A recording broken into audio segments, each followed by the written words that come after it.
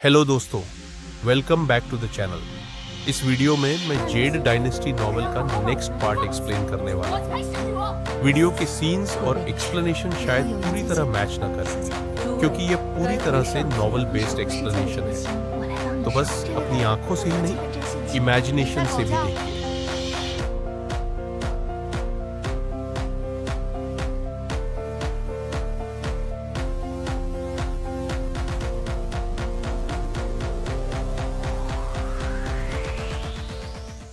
Chapter 2 confuse main line. Chapter 2 confuse बूढ़े monk ने कोई जवाब नहीं दिया। उसने नीचे बच्चों की ओर देखा, फिर कुछ पल बाय को ध्यान से देखा और मन ही मन सोचा, पोटेंशियल तो बहुत अच्छा है, लेकिन गुस्सा इतना ज्यादा क्यों है? शॉ डैनोन आगे बढ़ा और बोला, हे, तुम कौन हो? मैंने तुम्हें यहां पहले कभी क्यों नहीं देखा? ग्रास टेम्पल विलेज जाडियन के पास स्थित था। यहां के ज्यादातर निवासी टोइस्ट डैगोस थे, इसलिए इस इलाके में बुद्धिस्ट फुआ बहुत कम दिखाई देते थे। इसी वजह से शॉ डैनन को जिज्ञासा हो रही थी।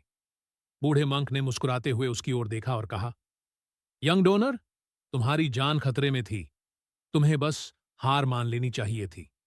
अगर इस बूढ़े मंक ने तुम्हारी मदद न की होती तो शायद तुम अब तक मर चुके होते। शॉ डैनन कुछ पल वहीं खड़ा रहा और बूढ़े मंक की बातों के बारे में सोचने लगा, लेकिन उसे कोई जवाब समझ में नहीं आया। वह बस चुपचाप खड़ा रह गया। बय ने गुस्से से बूढ़े मंक को घूरा और शॉ डैनन का हाथ खींचते हुए बोला, शॉफैन, यह बूढ़ा मंक अजीब है, इसकी बातों में मत पड़ो। यह कहकर बय शॉ डैनन को मंदिर से बाहर खींच ले गया। बाकी बच्चे भी उनके पीछे पीछे बाहर चले गए।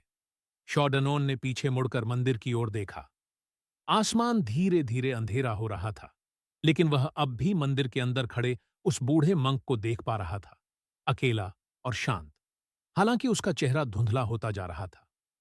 आधी रात, गरजती हुई बिजली, तेज रात की हवा, काले बादल उमड़ते चले आ रहे थे। एक भयानक तूफान आने वाला था, खून की प्यास लिए हुए। बूढ़ा मंक अब भी मंदिर के अंदर ध्यान में बैठा था। उसने ऊपर देखा। माउंट जडियन धुंध में डूबता जा रहा था। चारों ओर इंसानों की कोई आवाज नहीं थी, बस हवा और गरजती बिजली की आवाजें थीं। एक भयंकर तूफान।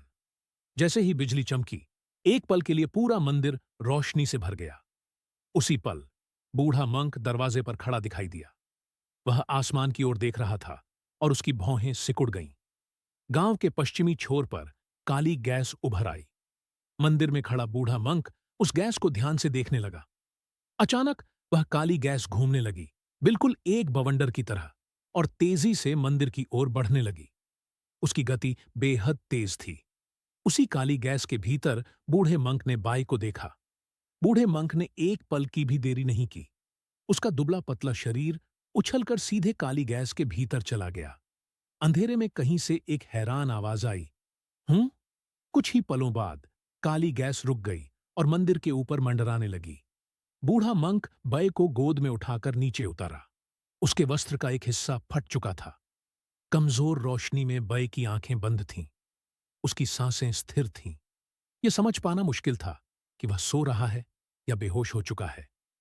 बूढ़े मंक ने बय को नीचे नहीं रखा।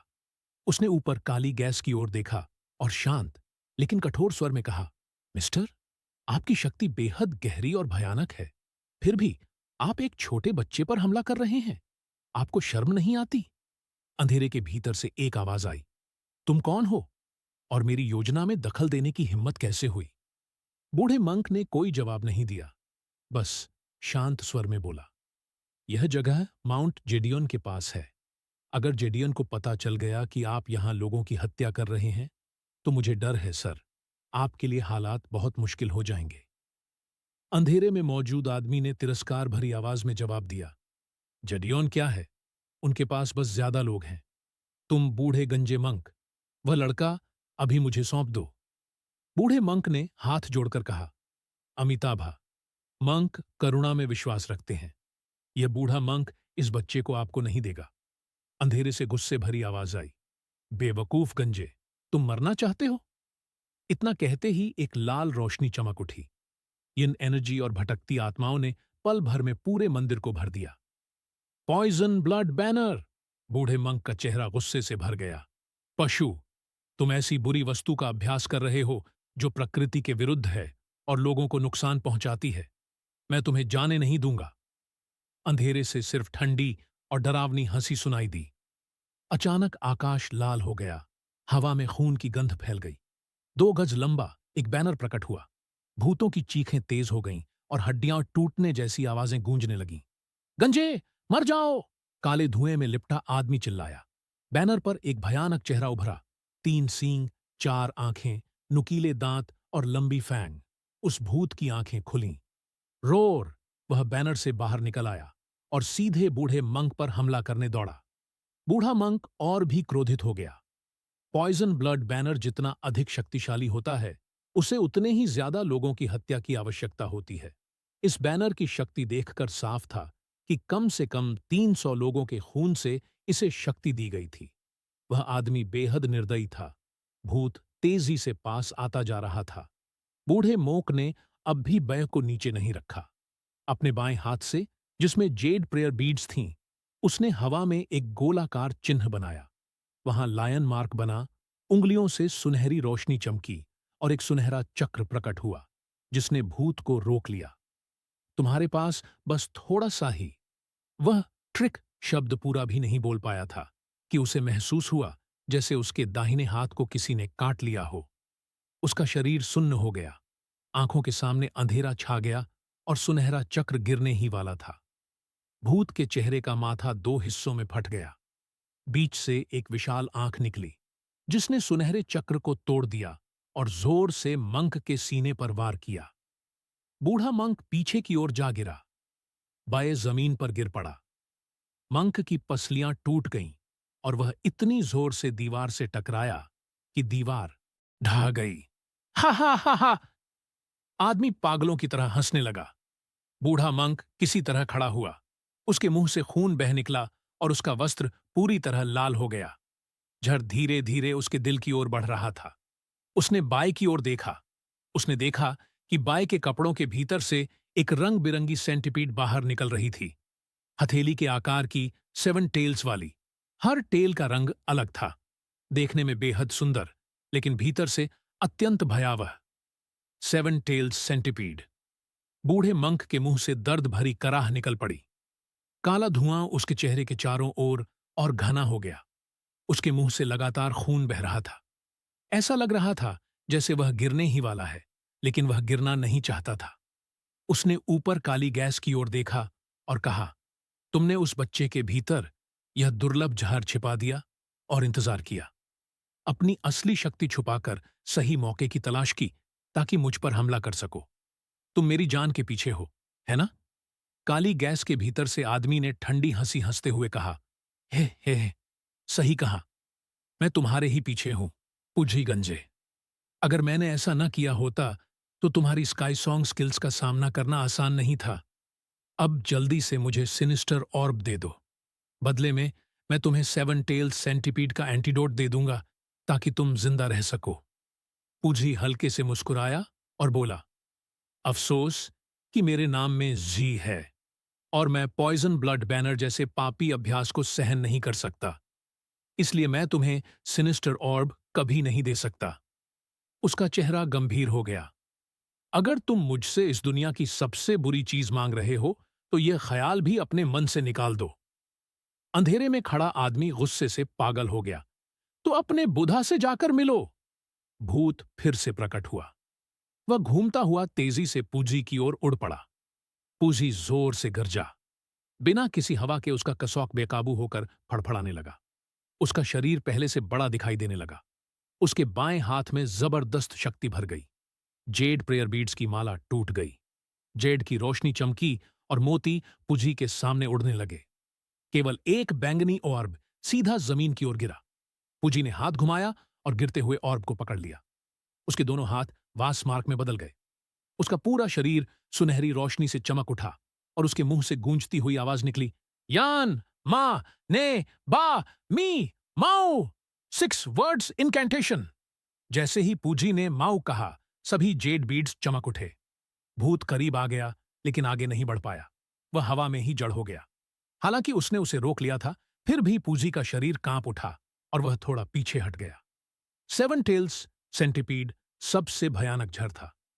100 साल की फुआ साधना के बाद भी उससे बचाव करना बेहद कठिन था। फिर भी उसके चेहरे पर एक मुस्कान उभर आई। डाई! पूजी ने लायन रोअर किया। एक जेड बीड टूटकर टुकड़ों में बदल गया और बूढ़ा शब्द बनाते हुए भूत पर जा टकराया। भूत चीख उठा। लाल रोशनी पीछे हटने लगी। अंधेरे में खड़े आदमी ने गुस्से से कहा, तुम गंजे! उसने कुछ करने की कोशिश की, लेकिन 7-8 जेड बीड्स बुधा शब्द में बदलकर लगातार भूत पर वार करने लगे। जब नौवां मोती टकराया, भूत की 5 आंखें फट गईं और वह जमीन पर गिर पड़ा, खून में बदल गया। उसी समय पूजी ने फिर से खून की खांसी की। इस बार उसका खून काला हो चुका था। आह! मंदिर के प्रवेश द्वार से एक चीख सुनाई दी। पूजी और काले धुएं में खड़ा आदमी दोनों ने दरवाजे की ओर देखा। वहां शॉडेनोन खड़ा था, जो उस भयानक दृश्य को देखकर सन्न रह गया था। सेवन टेल्स सेंटिपीड बिजली की रफ्तार से उड़ती हुई शॉडेनोन की ओर बढ़ी। पूजी ने उंगली से इशारा किया। एक जेड बीड शॉडेनोन और सेंटिपीड के बीच उड़ गया। उस बीड की शक्ति को पहचानकर सेंटिपीड ऊपर की ओर मुड़ गई और काले धुएं में समा गई। धुएं के भीतर से आदमी की आवाज आई, हे। सच में तुम स्काई सॉन्ग के 4 डिवाइन मंक कहलाने लायक हो। इतनी गंभीर हालत में भी तुम मेरे किंग ऑफ पॉइजन ब्लड को रोक पाए। लेकिन 7 टेल्स सेंटिपीड का जहर लग चुका है। बताओ, तुम कितनी देर जिंदा रह पाओगे? अब जल्दी से मुझे सिनिस्टर ऑर्ब दे दो। पूजी की आंखों से काला खून बहने लगा। उसने दांत भींचते हुए कहा, अगर मुझे मरना भी पड़े तो भी पहले तुम्हें मारूंगा, डेविल। सभी जेड बीड्स चमक उठे और काले धुएं की ओर उड़ गए। जो बीड 7 टेल्स सेंटिपीड का पीछा कर रही थी, वह पीछे से घूमकर छिप गई और अचानक उस पर हमला कर दिया। Bang bang bang! चारों ओर हरी रोशनी फैल गई। काला धुआं पूरी तरह बिखर गया। उसी जगह से एक आदमी धीरे धीरे नीचे उतरा। उसने काले रंग का क्लोक पहन रखा था। उसका चेहरा दिखाई नहीं दे रहा था, केवल उसकी आंखें दिख रही थीं। उसकी पीठ पर एक तलवार बंधी हुई थी। पूजी ने कहा, सर, आप बहुत शक्तिशाली हैं, फिर अपना चेहरा क्यों नहीं दिखाते? गंजे, आज मैं तुम्हें जरूर मारूंगा। उसने अपनी तलवार बाहर निकाली। तलवार से हल्की रोशनी निकल रही थी, चमकदार, लेकिन आंखों को चुभने वाली नहीं। अच्छी तलवार है, पूजी ने कहा। वह आदमी आगे बढ़ा, पूरे 7 कदम चला। फिर उसने तलवार को आकाश की ओर उठाया और जोर से बोला, ज्योतियन श्वान छा, वा वे शन ले, हुआंग हुआंग तियन वे, ईजेन यिंज्र। आसमान में काले बादल इकट्ठा होने लगे। बिजली चमकने लगी। एक भयानक तूफान गरजने लगा। थंडर ब्लेड, पूजी ने हैरानी से कहा, तुम जेडियोन से हो। नोट 1, जी mean wisdom. Note 2, rage of 9 skies, turn to divine thunder. Might of heaven, arrive at this sword.